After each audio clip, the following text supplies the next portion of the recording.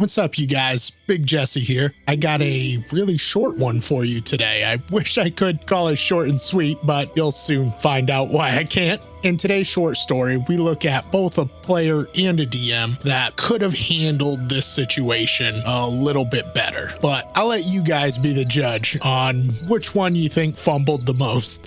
What? Fumbled the most? Which one you guys think fumbled harder? Whatever. Anyways, without further ado, here's the story.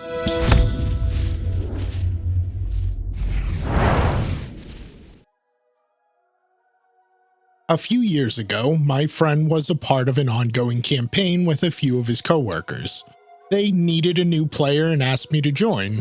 Now, I had already heard the DM was pretty bad, but I was like, hey, how bad could it be? I rolled up a half-drow druid of the land. His backstory was that he was enslaved by a drow wizard in the Underdark who ran into the deadly wilds of the subterranean land to escape and became a druid to survive. I can't really remember anything about the plot, but the scenario took us to a library. It might have been one of the Cult of the Dragon modules. The DM described the NPCs in a weird way, so I asked him if they were acting strangely. He asked me to clarify for some reason, so I said something along the lines of, are they acting strangely compared to how people in a library would normally act? He had me roll for it, and it was a nat 1, and because he used critical rules on skill checks, as well as critical fumbles, he just says, "You've never been in a library in your life." I just stared at him dumbfounded for a moment before my brain caught up. I tried telling him my character's former master was a wizard. I said, my character had practically grown up in libraries, and you can't just change my entire backstory because I rolled poorly. Then he says, if you don't like it, you can leave. So I did. Shortest game of D&D I've ever played. So it kind of seems like both the DM and the player went from 0 to 100 real quick. However, I do believe that more of the fault belongs to the DM. The DM does hold a certain amount of responsibility when it comes to setting the tone of the game and showing that it's an accepting environment for new players so that they feel comfortable at the table. This DM deserves a big fat L for that factor. And now when it comes to changing a player's backstory, that's one of the biggest faux pas you can do as a DM. So in my opinion, this DM takes the major L as far as who fumbled bigger. Still, it's such a stupid analogy.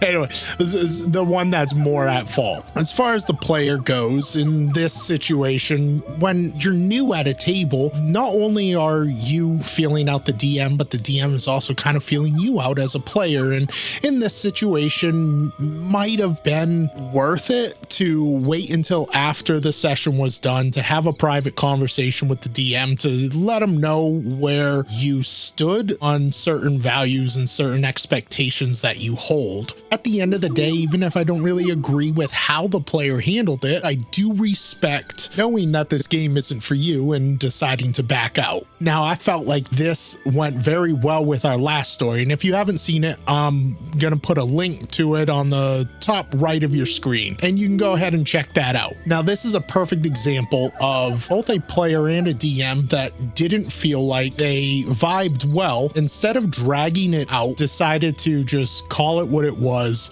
and end it then and there, because once again, it is totally fine if you don't like a DM's play style, and as a DM, it's totally fine if your play style isn't for that player. And when everything is said and done, it's all about having the most fun at the table as you possibly can provide, and that's all parties involved, not just the DM.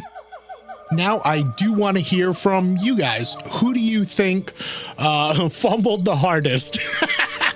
Was it the player or was it the DM? Let me know in the comments down below. And if you like this video, give it a like. It really does go a long way to helping me out. And if you think that I've earned it, go ahead and subscribe so that you don't miss the next one. Thank you so much for watching. Later. Oh yeah, also check out my Discord in the description down below. Come tell me your horror stories or just come say hi. Subscribe!